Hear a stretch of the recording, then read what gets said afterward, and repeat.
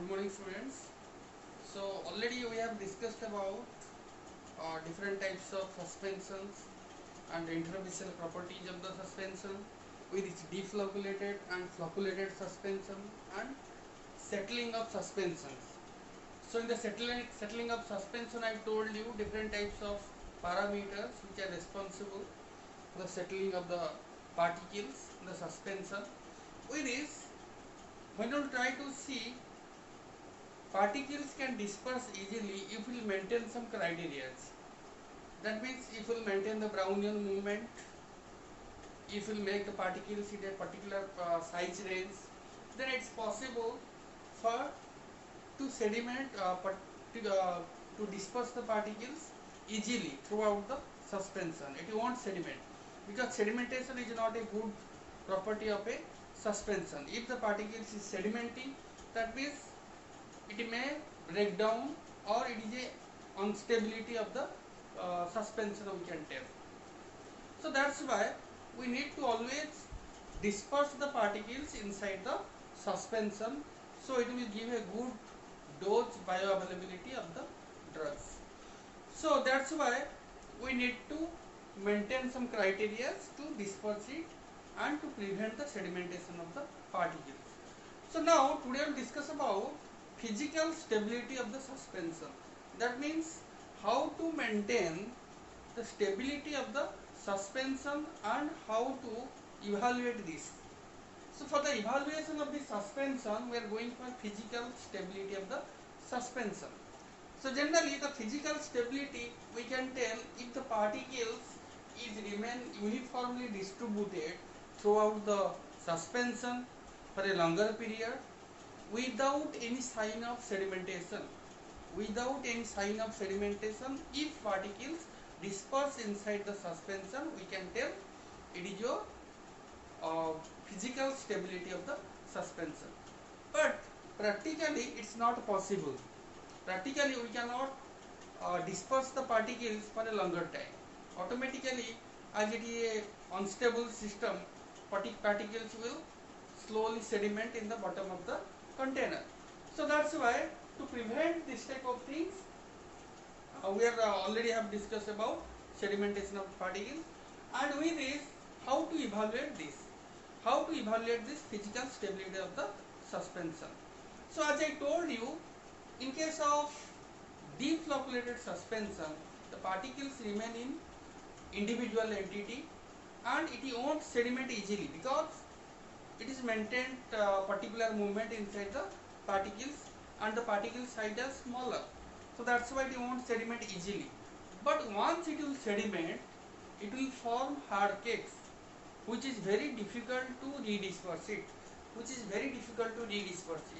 that is a big problem of the suspension in case of deflocculated suspension. So that's why we are going for flocculated suspension to prevent this type of sedimentation. So for that physical stability, we are going to determine three parameters actually. Three parameters, what are these? One is sedimentation volume, degree of flocculation and redispersibility. Three parameters we are evaluating. So from these two are very important: sedimentation volume and degree of flocculation. So let us discuss about the first one. What is this sedimentation volume? So generally sedimentation volume we are writing as F. So F is equal to VU divided by VO. So VU means ultimate volume of the sediment, VO means initial volume of the sediment. Ultimate volume of the sediment and initial volume of the suspension. So what is this ultimate volume? What is the meaning of this ultimate volume? Generally, when you have prepared the suspension, the particles already dispersed. So when you will see the top, the particles completely dispersed. So when you will keep it aside for a long time, slowly you will see the particles will sediment. So this is your ultimate volume. That means in different time intervals, we will see different types of levels, different types of heights or different types of volumes. So ultimate volume we are seeing the volume of the solid we can see. That means suspension consists of liquid and solid. When the solids will slowly sediment, that volume we have to calculate. So when the volume will slowly decrease, when the particles will sediment, the particles volume we can see. Suppose we will take one example. If it is your, we can tell if it is your, we'll take a measuring cylinder, and in this we'll keep the sedimentous, keep the suspension.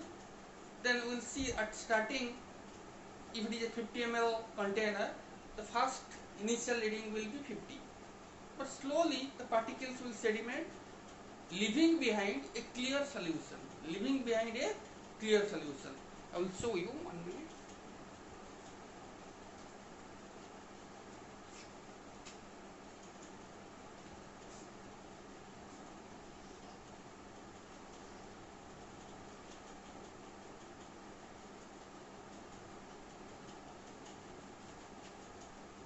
If you are taking a measuring cylinder here, so in the measuring cylinder the suspension is present.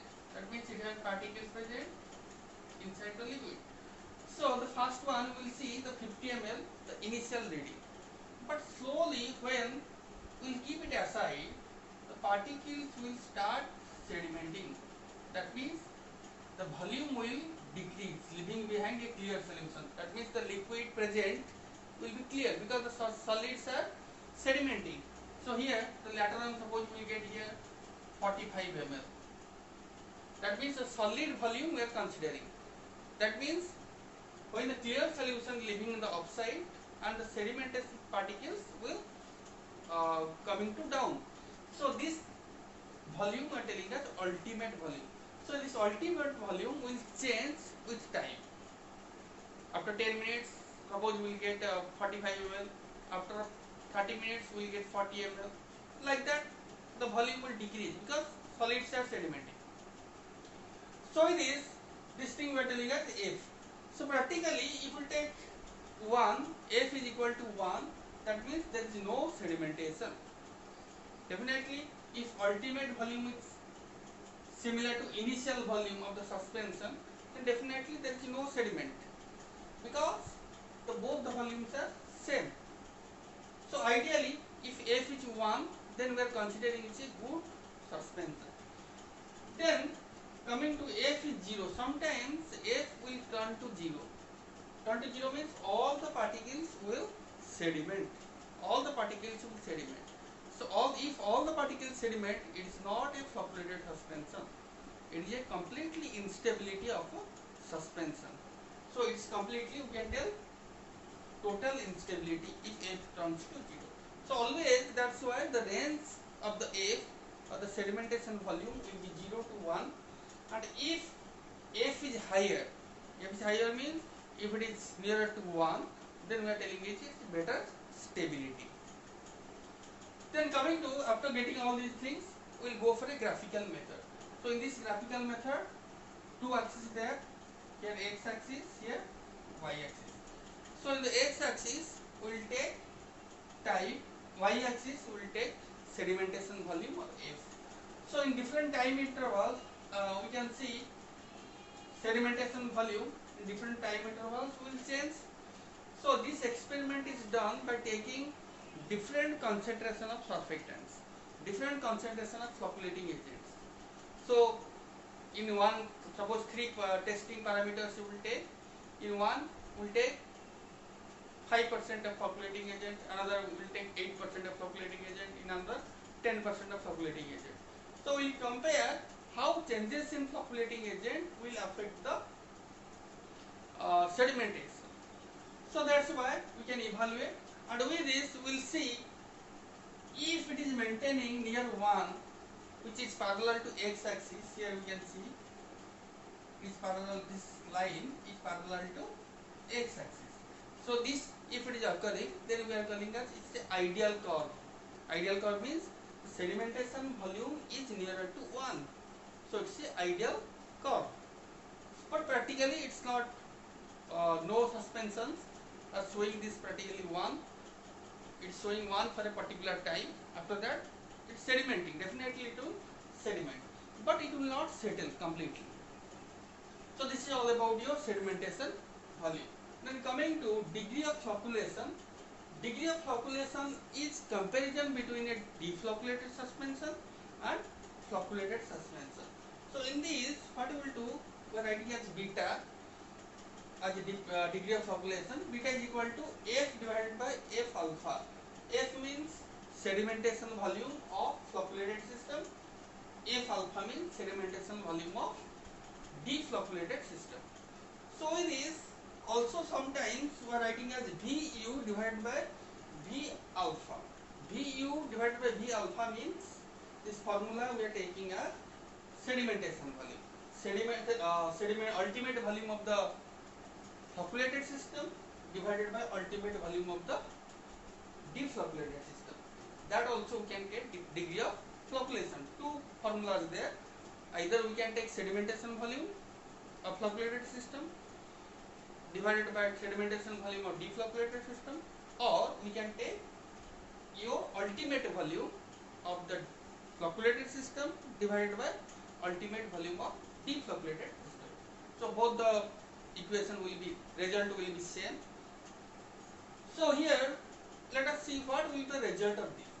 So if beta is nearer to 1, if it is nearer to 1, then we can tell the suspension does not represent flocculation. It is not a flocculated system. If it is nearer to 1, because we are comparing with a deflocculated system, if sedimentation volume is 1, sedimentation volume is same. When beta will be 1, when both sedimentation volume will be same. So if both sedimentation volume is same, then there is no changes in the system. So it is similar to a deflocculated system. There is no flocculation. So that's why it is also a instability, means flocule is not formed. Then if beta is greater than 1, then we can write it is a greater stability. If beta is greater than 1, we can tell it is a good stability. If it is less than 1, it is also sign of instability of suspension. Then coming to redispersibility.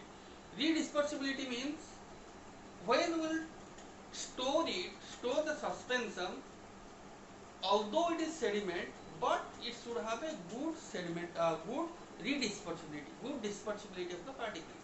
That means when we will shake it, it should disperse well inside the suspension, like a previous one, like original when it is formulated. So that is your redispersibility. So this redispersibility evaluated by taking two parameters: time taken to redisperse and your how much times it is rotated, how much time it is shake. So these two parameters is evaluated: time and RPM, how much time it is rotated to get the dispersibility properly. So this redispersibility also evaluated for the suspension. If redispersibility is less time and it is in less RPM, then we can tell it is a good suspension. So this is all about your physical stability of suspension. In the next class we will discuss about formulation of suspension. Thank you.